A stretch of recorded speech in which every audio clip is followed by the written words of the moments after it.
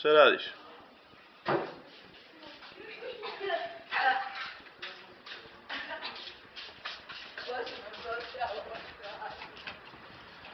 Dečki, dobar tek. Dobar tek.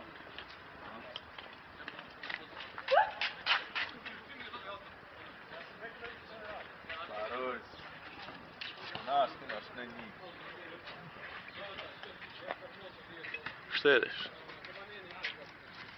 Kiselog kupusa sa hrenovkama i kruhom. Da ti? Kupusni ti mesa.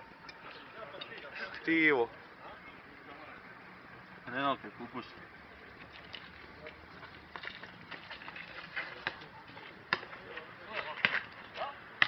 Šta vi ne možete otići u kuhinju jest? Dobro. Nemamo novac. Gdje ste potrošili? Popili. Kad? Jel u Vukovaru? Ne. Nego. U Brodu.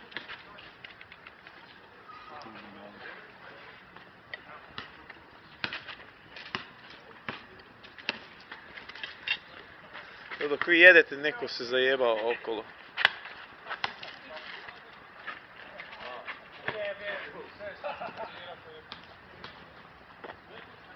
Šta radiš?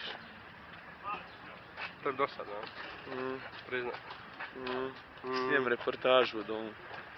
Imam što reći ovako za studentski dom. Imam svašta, sam ne mogu sad, umoran sam. Zašto? Igrao sam košarku. Ga bi nekog razbio u domu. Da, Koga?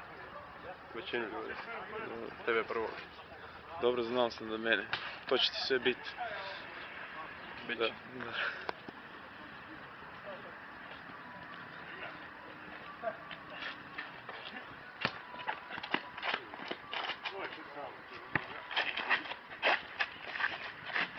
Ajde, baš